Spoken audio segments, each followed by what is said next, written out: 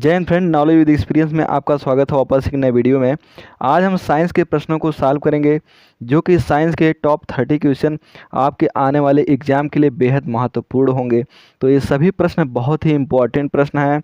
तो ये साइंस के टॉप 30 क्वेश्चन में से जिस भी क्वेश्चन का आप आंसर जानते हैं, उस क्वेश्चन का आंसर आप कमेंट करके ज़रूर बताएँ। तो चलिए इन सभी प्रश्नों को हम सॉल्व करते हैं, देखते हैं कौन कौन से प्रश्न पूछे गए हैं। तो सबसे पहला प्रश्न है, सूर्य के किरणों की तीव्रता मापने वाले उपकरण को क्या कहते हैं। प्रश्न क्या पूछा गया है, सूर्य के किरणों की तीव्रता मापने वाले उपकरण का क्या नाम है, उसको क्या कहा जाता है। तो उसका नाम है एक्टिनोमीटर। क्या है? एक्टिनोमीटर। तो इसकी सहायता से जो है सूर्य के किरणों की तीव्रता को जो है मापा जाता है, किसके द्वारा? एक्टिनोमीटर के द्वारा। तो इसका राइट आंसर क्या होगा? Option C. अगला प्रश्न है, किस रंग का तरंग दैर्ध्य कम होता है। क्या पूछा गया है, इनमें से किस रंग का तरंग दैर्ध्य सबसे कम होता है। तो बैगनी रंग का होता है। क्या? बैगनी रंग का जो है तरंग दैर्ध्य सबसे कम होता है। अगर बात करें किस रंग का तरंग दैर्ध्य सबसे अधिक होता है, क्या किस रंग का तरंग दैर्ध्य सबसे अधिक होता है, तो वह जो है लाल रंग में होता है। किसमें? लाल रंग में। इसका राइट आंसर क्या होगा? ऑप्शन ए, बैगनी रंग में तरंग दैर्ध्य सबसे कम होता है। अगला प्रश्न है, इंद्रधनुष में किस रंग का विक्षेपण अधिक होता है। क्या पूछा गया है, इंद्रधनुष में किस रंग का विक्षेपण जो है अधिक होता है। तो लाल रंग का। किसका? लाल रंग का। अगर बात करें किस रंग का जो है विक्षेपण सबसे कम होता है, तो वह जो है बैगनी रंग का। किसका? बैगनी रंग का जो है न्यूनतम होता है विक्षेपण इसका। तो इसका राइट आंसर क्या होगा? Option C. अगला क्वेश्चन है, इनमें से कौन सी धातुओं का उपयोग विद्युत तार बनाने के लिए किया जाता है। प्रश्न क्या पूछा गया है, इनमें से कौन सी धातुओं का उपयोग जो है विद्युत तार बनाने के लिए किया जाता है। तो कौन सी धातु का उपयोग किया जाता है? तांबा का। किसका? तांबा विद्युत तार बनाने के लिए उपयोग किया जाता है। इसका राइट आंसर होगा ऑप्शन सी। अगला प्रश्न है, इनमें से कौन रासायनिक ऊर्जा को विद्युत ऊर्जा में बदलता है। क्या पूछा गया है, इन ऑप्शन में से आपको बताना है कौन जो है रासायनिक ऊर्जा को जो है विद्युत ऊर्जा में बदलता है। तो वह क्या होता है? बैटरी। क्या? बैटरी जो कि रासायनिक ऊर्जा को विद्युत ऊर्जा में बदलता है। अगर बात करें विद्युत ऊर्जा को रासायनिक ऊर्जा में कौन बदलता है। क्या? विद्युत ऊर्जा को रासायनिक ऊर्जा में कौन बदलता है, तो वह जो है विद्युत अपघटनी सेल होता है। क्या? विद्युत अपघटनी सेल, जो कि विद्युत ऊर्जा को रासायनिक ऊर्जा में बदलता है। अगर बात किया जाए यांत्रिक ऊर्जा को विद्युत ऊर्जा में कौन बदलता है। क्या? यांत्रिक ऊर्जा को विद्युत ऊर्जा में कौन बदलता है, तो वह होता है डायनमो। क्या? डायनमो, जो कि यांत्रिक ऊर्जा को विद्युत ऊर्जा में बदलता है। और अगर बात किया जाए विद्युत ऊर्जा को यांत्रिक ऊर्जा में कौन बदलता है। क्या? विद्युत ऊर्जा को यांत्रिक ऊर्जा में कौन बदलता है, तो वह होता है विद्युत मोटर। क्या? विद्युत मोटर, जो कि विद्युत ऊर्जा को यांत्रिक ऊर्जा में बदलता है। तो इसका राइट आंसर होगा ऑप्शन सी, बैटरी, जो कि रासायनिक ऊर्जा को विद्युत ऊर्जा में बदलता है। अगला प्रश्न है, प्रत्यावर्ती धारा की माप किसके द्वारा की जा सकती है। क्या पूछा गया है, प्रत्यावर्ती धारा के बारे में, इसकी माप जो है किसके द्वारा की जा सकती है। तो प्रेरण एमीटर द्वारा। किसके द्वारा? प्रेरण एमीटर द्वारा जो है प्रत्यावर्ती धारा की माप की जा सकती है। इसका राइट आंसर होगा ऑप्शन डी। अगला प्रश्न है, निम्नलिखित में से कौन सा विद्युत का सुचालक है। क्या पूछा गया है, इनमें से कौन सा विद्युत का सुचालक होता है। सुचालक का मतलब यहाँ पे क्या है, जिसमें जो है विद्युत प्रवाह जो है आसानी से हो सके। तो तांबा। किसमें? तांबा जो है विद्युत का सुचालक होता है।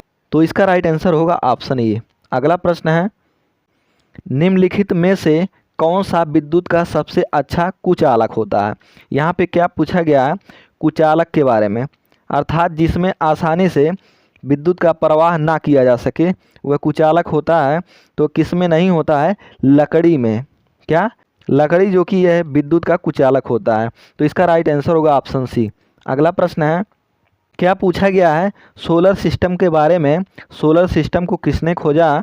तो कॉपरनिकस ने। किसने? कॉपरनिकस ने। तो इसका राइट आंसर होगा ऑप्शन ए। अगला प्रश्न है, कोबाल्ट 60 क्या कोबाल्ट 60 में से कौन सी किरण निकलती है। प्रश्न क्या पूछा गया है, कोबाल्ट 60 के बारे में, इनमें से कौन सी किरण निकलती है। तो वह जो है गामा किरण निकलती है। कौन सी, गामा किरण। अगर यहाँ पे हम बात करें कोबाल्ट 60 के बारे में, इसका उपयोग कहाँ पर किया जाता है, इसका उपयोग जो है चिकित्सा में किया जाता है। कहाँ पे, चिकित्सा में। तो इसका राइट आंसर होगा ऑप्शन बी। अगला प्रश्न है क्वेश्चन नंबर 11 है। यहाँ पे देखिए तत्वों के प्रतीक दिए गए हैं। क्या क्या, sodium, magnesium, aluminium, silica, phosphorus, sulphur, chlorine, argon. आधुनिक आवर्त सारणी के आवर्त से संबंधित है। अर्थात ये जो तत्व दिए गए हैं ये आधुनिक आवर्त सारणी के किस आवर्त से संबंधित है। तो ये सभी तत्व जो है तृतीय आवर्त से संबंधित है। किससे, तृतीय। तो इसका राइट आंसर होगा ऑप्शन सी। अगला प्रश्न है एक्टिनाइडों की परमाणविक संख्या है। क्या पूछा गया है, इन सब में से आपको बताना है एक्टिनाइडों के परमाणुओं की संख्या क्या होती है। तो सबसे पहले हम जान लेते हैं ये एक्टिनाइड जो तत्व हैं ये किस में आते हैं। तो यह जो है एफ ब्लॉक के तत्व हैं। किसके, ये जो है एफ ब्लॉक के तत्व हैं। एफ ब्लॉक के तत्वों को जो है दो श्रृंखलाओं में बांटा गया है। कितने, दो श्रृंखलाओं में। कौन कौन से, एक एक्टिनाइड हो गया, एक्टिनाइड, दूसरा लैंथेनाइड। क्या, लैंथेनाइड। ये दो श्रृंखला कौन कौन है, एक एक्टिनाइड, दूसरा लैंथेनाइड। यहाँ पे क्या पूछा गया है, एक्टिनाइडों की परमाणविक संख्या क्या होती है। 89 से 102 होती है। कितनी, 89 से 102। और अगर बात करें लैंथेनाइड की संख्या कितनी होती है, तो इनकी संख्या होती है 57 से 71। कितना, 57 से 71।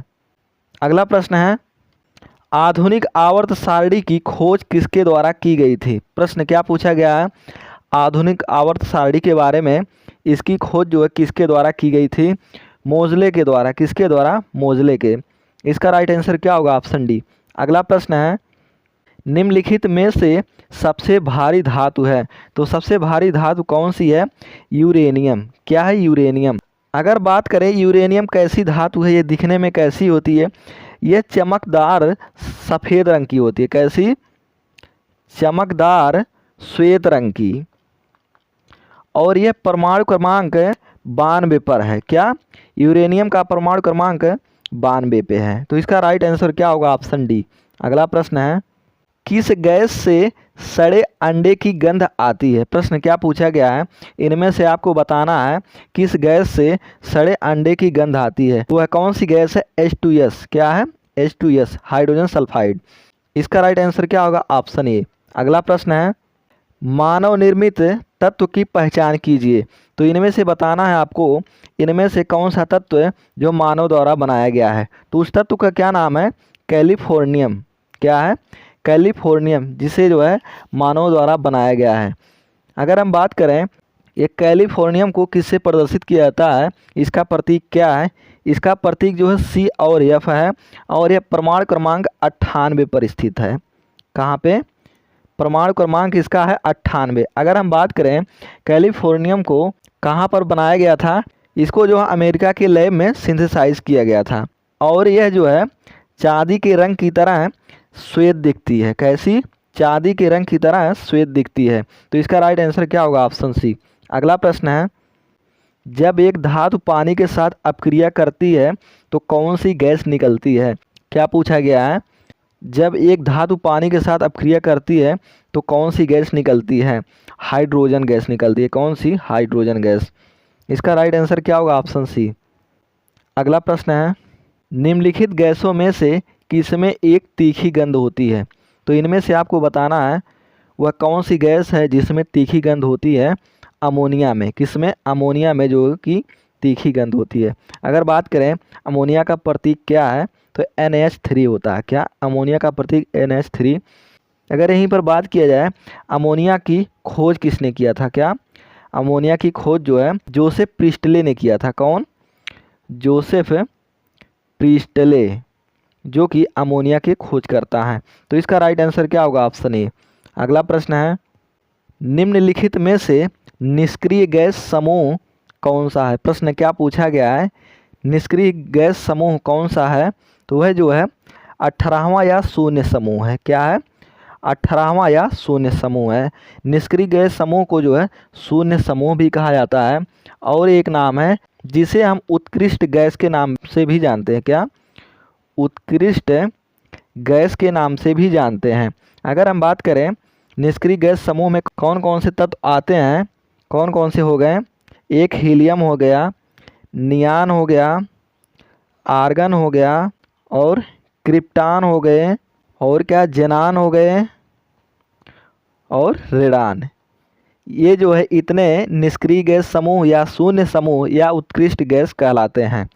अगला प्रश्न है, एक चींटी के डंक में कौन सा अम्ल पाया जाता है? तो चींटी के डंक में जो है फार्मिक अम्ल पाया जाता है। क्या? फार्मिक अम्ल। इसका राइट आंसर होगा ऑप्शन ए। अगला प्रश्न है, लिमेर क्या है? क्या पूछा गया है लिमेर के बारे में?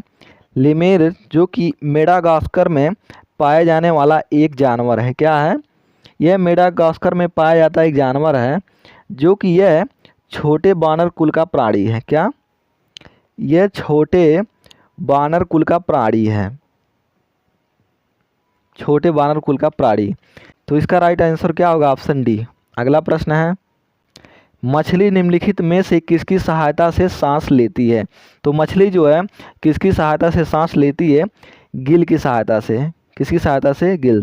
तो इसका राइट आंसर होगा ऑप्शन सी। अगला प्रश्न है, इनमें से कौन सा जंतु इन तीनों से भिन्न है? प्रश्न क्या पूछा गया है? इनमें से आपको बताना है इनमें से कौन सा जंतु इन तीनों से भिन्न है? तो समुद्री घोड़ा। क्या? समुद्री घोड़ा जो कि इन तीनों से भिन्न है।